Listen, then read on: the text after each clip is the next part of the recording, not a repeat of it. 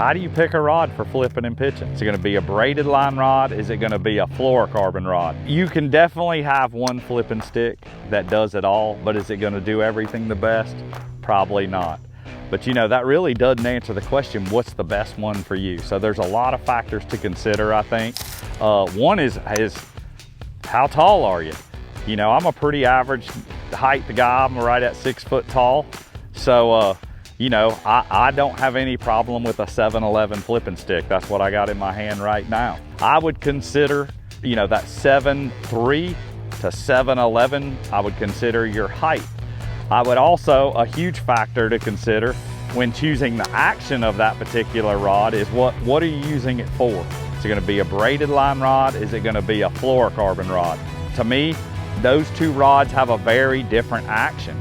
So a fluorocarbon rod, which I would pitch a Randall Tharp jig around on, like I want a faster tip. I want the rod to be really strong down here and I want it to bend up here. But I still want it to have power because anytime I'm flipping and pitching heavy cover. A braided line rod, still a powerful rod, but it's gonna be a rod that bends all the way down in here, a more parabolic action. Takes up some of that shock when you take the stretch out of the line. So I would consider length. I would consider what type of line you're using, what kind of heavy, you know, cover you're fishing.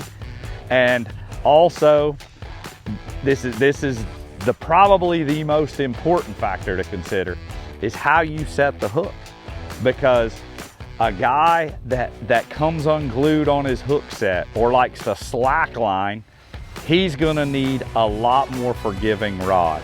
Like he's gonna need a rod that bends down in here. Look, and there's nothing wrong with being a slack liner or, you know, coming unglued. I like to set the hook. I like a powerful hook set. I'm not a slack liner, but your rod action and where it bends and how it loads is all dependent on how you set the hook as an angler. So we're all different. No two people are alike.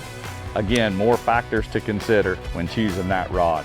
But hopefully it clears it up a little bit for you. Those are some of the things that I think about when I'm choosing a rod for a flipping and pitching techniques. And you know what? I got 3 flipping sticks in my line. They're all very different. And like Wes's rods and some of our other rod lines, you know, all the flipping sticks are just a touch different. So I'm sure we have one at Arc Fishing to match your individual fishing style and how you like to fish.